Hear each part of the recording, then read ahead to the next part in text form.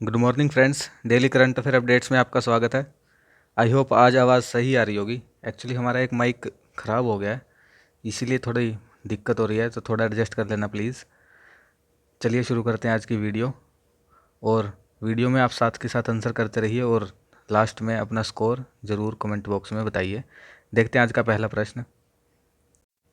देखिए, कल ही हुआ सुपर मून कल ही एक खगोलीय घटना हुई। यह कब होती है? हमें यह बताना है कि कब होती है यह घटना।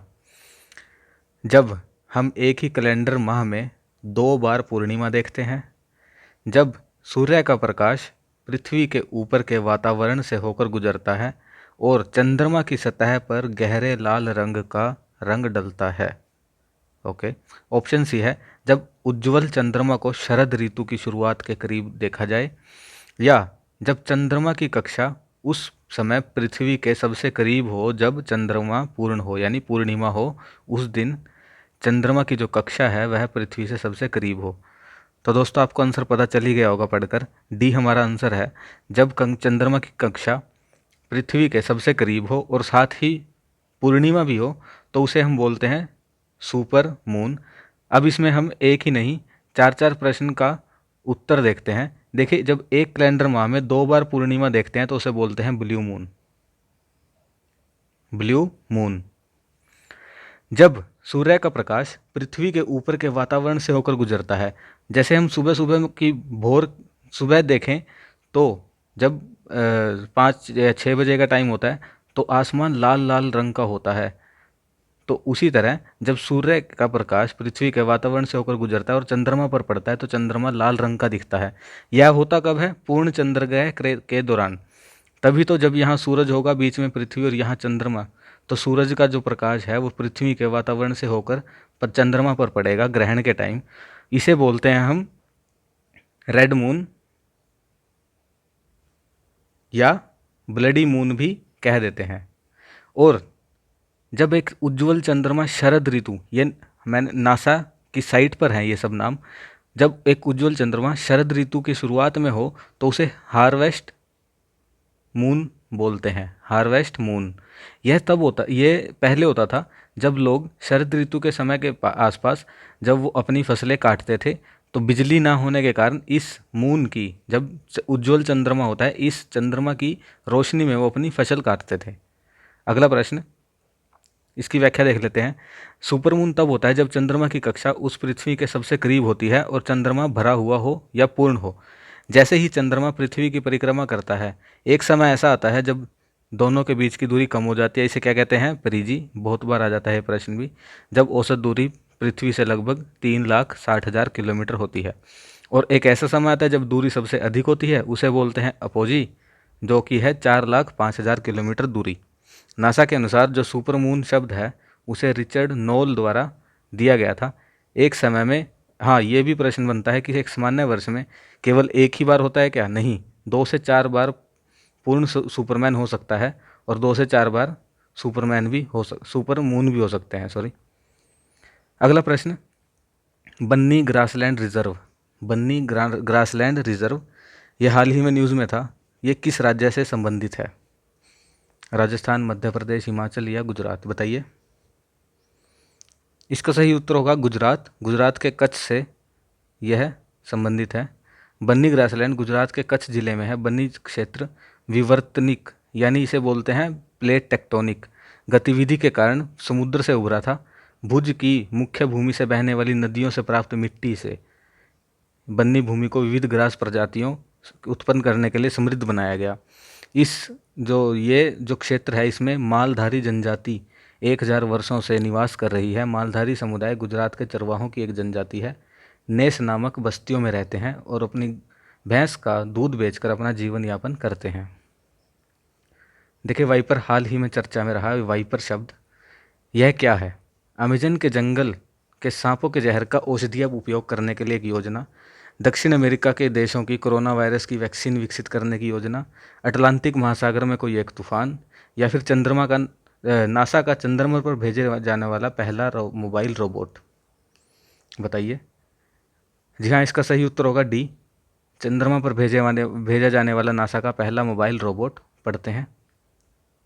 देखिए, United state national aeronautic space administration NASA 2023 में चंद्रमा पर पानी और अन्य संसाधनों की खोज की योजना बना रही है। इसने अपने अर्टिमिस कार्यक्रम, इससे पता चलता है जो अर्टिमिस कार्यक्रम है वो चंद्रमा से रिलेटेड है, अपना पहला मोबाइल रोबोट चंद्रमा पर भेजने की योजना बनाई है 2023 में। इसका नाम है वाइपर, यानी वाइपर की फुल फॉर्म है volatile investigation polar exploration rover. यह डाटा एकत्र करेगा। नासा के 14वें प्रशासक हैं बिल नेल्सन। मुख्यालय है वाशिंगटन डीसी में। स्थापना हुई थी 1 अक्टूबर 1958 में। अगला प्रश्न, हाल ही में भारत ने किस देश के साथ कृषि सहयोग के लिए 3 वर्षीय कार्यक्रम पर हस्ताक्षर किए? ऑप्शन ईरान, यूएस, जापान या इजराइल। बताइए। जिसका सही उत्तर होगा डी, इजराइल। भारत और इजराइल ने 3 साल के संयुक्त कार्यक्रम पर हस्ताक्षर किए, 2023 तक जारी रहेगा। कृषि में सहयोग बढ़ाने के उद्देश्य से नए कार्यक्रम के तहत भारतीय किसानों को इजराइल के खेत और जल प्रौद्योगिकी के बारे में जागरूक करने के लिए 13 उत्कृष्टता केंद्र बनाए जाएंगे। कृषि में एक मॉडल पारिस्थितिक तंत्र, जिसे विलेज ऑफ एक्सीलेंस कहा जाता है, 75 गांवों के भीतर 8 राज्यों में बनाया जाएगा। रिकॉर्ड स्थापित करने वाले धावक ली इवांस का हाल ही में निधन हो गया। वह किस देश से संबंधित थे? ये हैं ली इवांस जी। इन्होंने रिकॉर्ड 400 मीटर की दौड़ में रिकॉर्ड बनाया था। जमैका, ब्राज़ील, अमेरिका या अर्जेंटीना। बताइए। इसका सही उत्तर है सी, अमेरिका से संबंधित हैं ये। ली इवांस रिकॉर्ड स्थापित करने वाले धावक जिन्होंने 1968 में ओलंपिक में विरोध के संकेत में काले रंग की बेरी भी पहनी थी। इवांस 44 सेकंड में 400 मीटर पूरा करने वाले पहले व्यक्ति बने हैं और आज भी इनका ये रिकॉर्ड है। निम्नलिखित में से किसे इजराइल की जासूसी एजेंसी मोसाद को कौन नहीं जानता का नया प्रमुख बनाया गया है? Yossi Cohen, David Barnea, Danny Yatom या राम बेन बराकी। बताइए। इसका सही उत्तर होगा बी, डेविड बार्निया को। ये है उनकी फोटो। इजराइल के प्रधानमंत्री बेंजामिन नेतन्याहू ने डेविड बार्निया को देश की जासूसी एजेंसी मोसाद के प्रमुख के रूप में नियुक्त किया है। वो 1 जून से देश खुफिया एजेंसी के प्रमुख जो पहले थे योसी कोहेन, उसका स्थान लेंगे। हाल ही में कोलिनेट मोकासो ने किस देश के प्रधानमंत्री के रूप में नियुक्त किया गया? कोलिनेट माकोसो, जिम्बाब्वे, कोंगो, रवांडा या युगांडा। बताइए। इसका सही उत्तर होगा बी, कोंगो।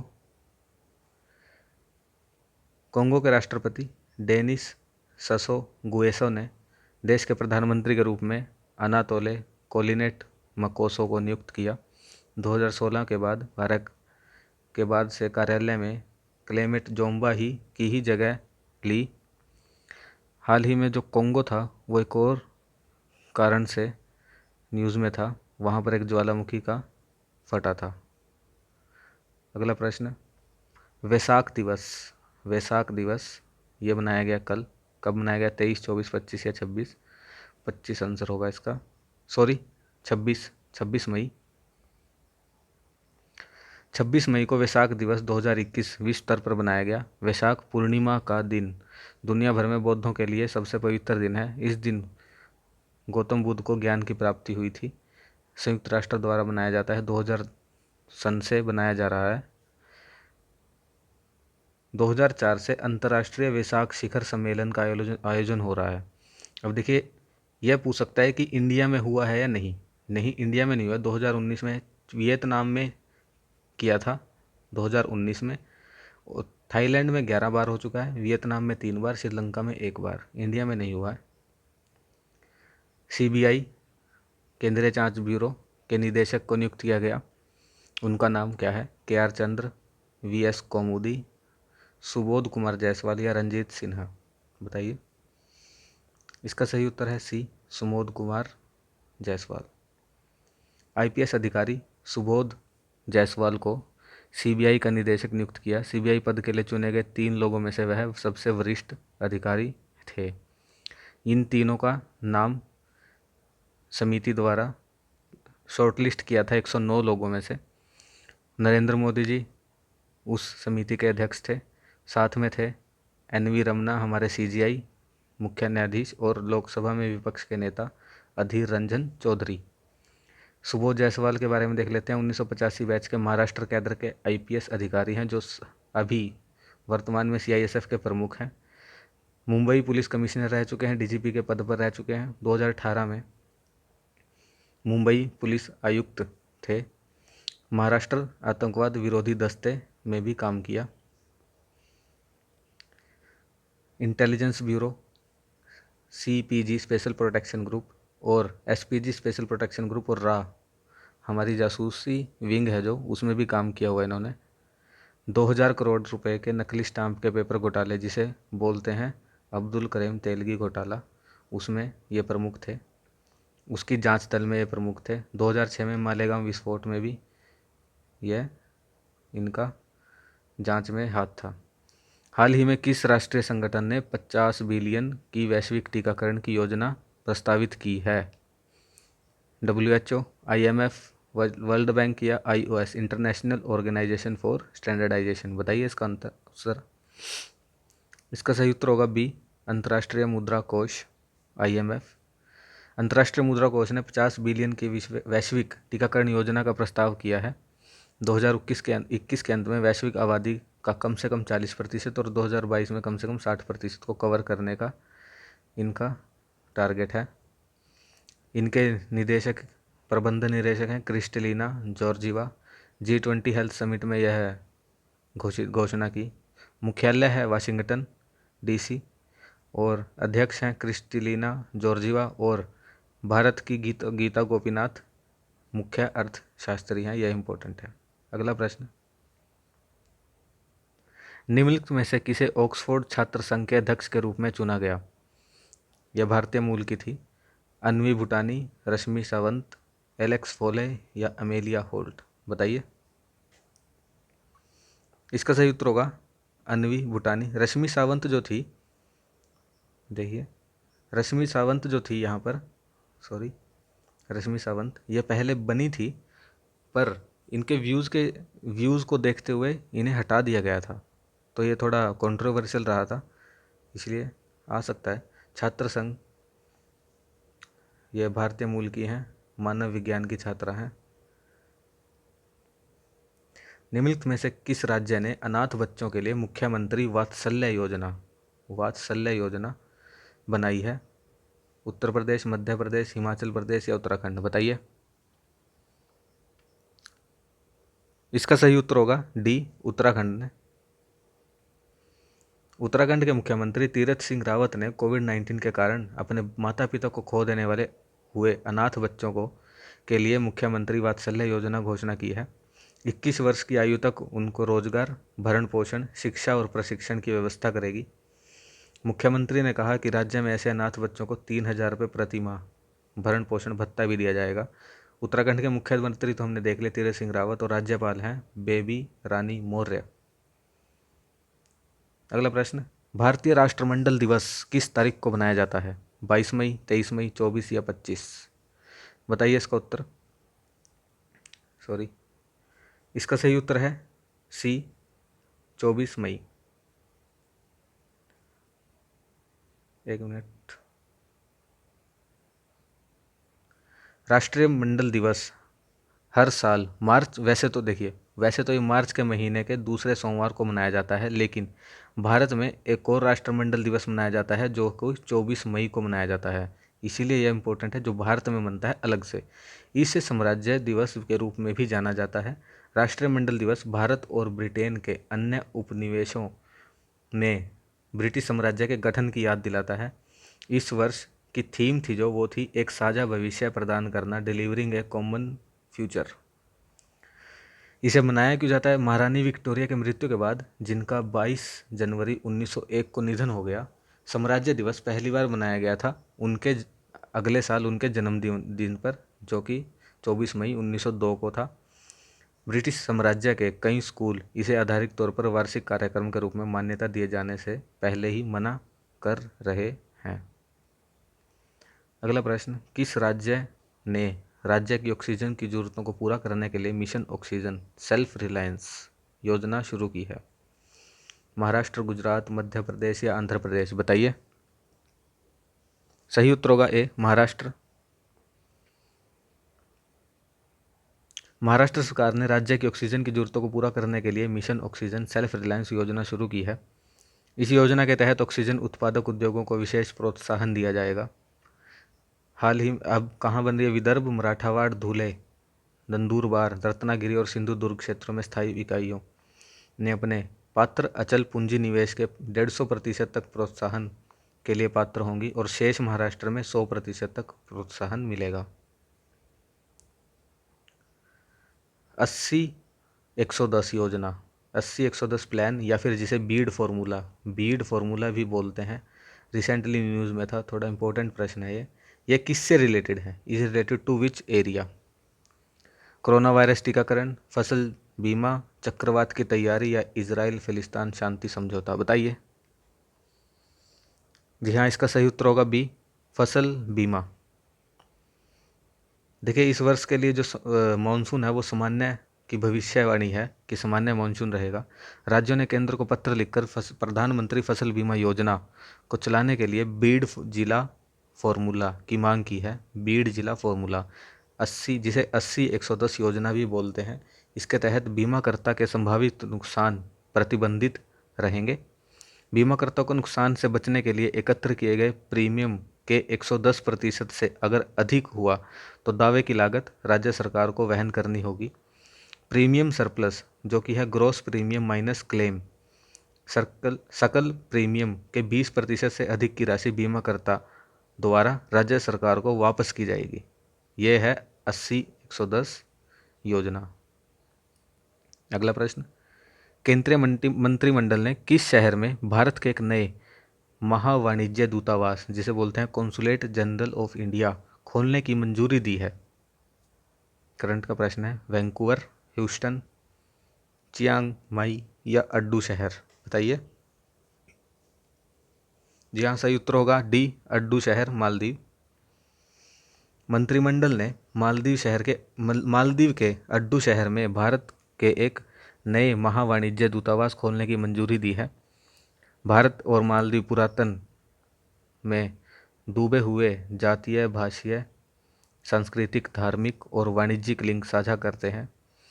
मालदीव पड़ोसी पहले नीति और सागर नीति भारत सरकार के दृष्टिकोण में एक महत्वपूर्ण स्थान रखता है। अड्डू शहर में महावाणिज्य दूतावास खोलने से मालदीव और भारत की राजनीतिक जो उपस्थिति है वो बढ़ाने में मदद मिलेगी। ये है मालदीव, इंडियन ओशन में, इधर अरेबियन सागर। मालदीव इक्वेटर, जी हाँ, इक्वेटर इससे पास होती है। माले इसकी राजधानी है। बेलारूस पूर्वी यूरोप का एक देश है, हाल ही में खबरों में था। बताना है कि बेलारूस से कौन सा देश सीमा साझा करता है? लिथुआनिया, लातविया, रूस, यूक्रेन, पोलैंड, रोमानिया? बताइए।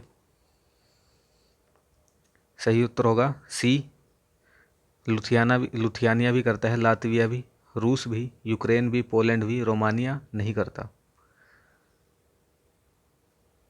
देखिए, बेलारूस के प्रधानमंत्री जो सत्तावादी राष्ट्रपति हैं अलेक्जेंडर लुकाशेंको ने अंतर्राष्ट्रीय स्तर पर आक्रोश फैलाया। उन्होंने क्या किया? ग्रीस से लुथियानिया दूसरे देश एक उड़ान जा रही थी, उसमें कथित तौर पर बम होने के बहाने के से उसे अपने देश में उतारा और उस जहाज में एक पत्रकार था, डिसेंडेंट पत्रकार, जो उनके खिलाफ बोलता था, उसको गिरफ्तार कर लिया। तो इससे जो यूरोप के जो देश हैं वे सब में आक्रोश है। हाल ही में किया ये। बेलारूस पूर्व यूरोपीय के एक लैंडलॉक्ड देश है। लैंडलॉक मतलब इससे यह कोई किसी भी समुद्र से अपनी सीमा नहीं बनाता। इसके पूर्व और उत्तर में रूस, पूर्व और उत्तर पूर्व में, दक्षिण में यूक्रेन, पश्चिम में पोलैंड, उत्तर पश्चिम में लिथुआनिया और लातविया जैसे देश हैं। मिन्स्क इसकी राजधानी है, मिन्स्क। इसने यूरोपीय संघ में शामिल होने की आकांक्षा नहीं दिखाई, मतलब यह यूरोपीय संघ का हिस्सा नहीं है।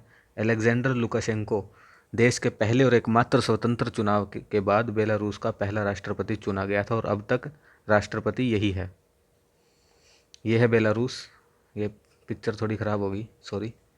बेलारूस, इधर रसिया, यहाँ भी थोड़ा सा रसिया, पोलैंड, यूक्रेन जहाँ की चेर्नोबिल जो न्यूक्लियर डिजास्टर हुआ था वो वाला सिटी, लुथियानिया और लातविया।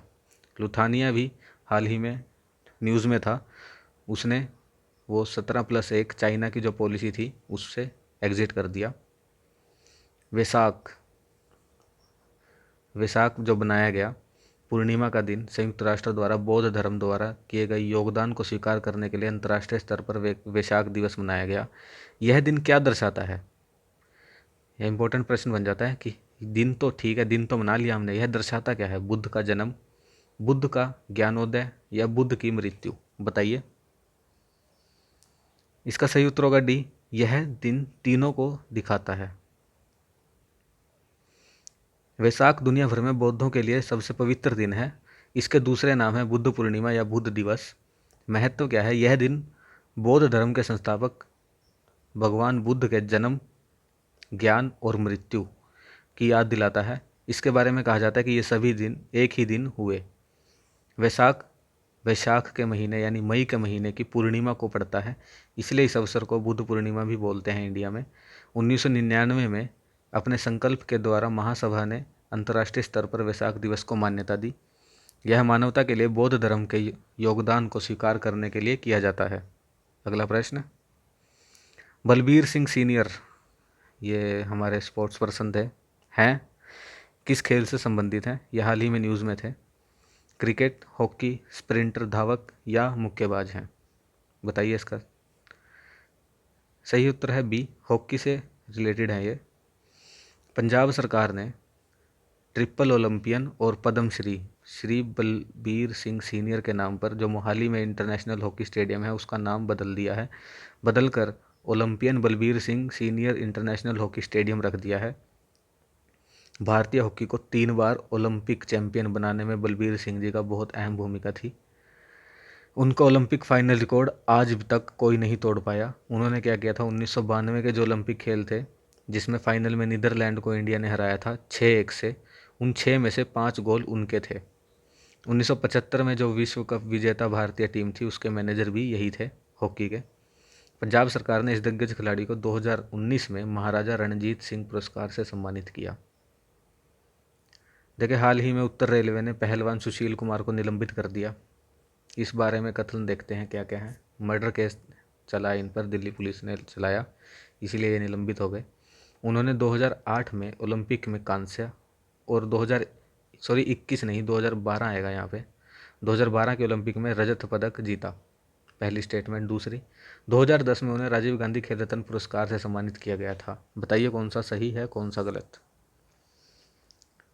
सही उत्तर होगा ए, केवल एक। हाँ, 2008 में कांस्य पदक और 2012 में 21 नहीं 2012 में इन्हें रजत पदक मिला था, लेकिन 2009 में नहीं 2010 में नहीं 2009 में इनको राजीव गांधी खेल रत्न पुरस्कार दिया गया था। वह एक भारतीय पहलवान है जिन्हें 2012 के लंदन ओलंपिक के उद्घाटन समारोह में भारतीय ध्वज फहराया था। 2008 के ओलंपिक में कुश्ती में दूसरा पदक, भारत के लिए दूसरा पदक जीता था।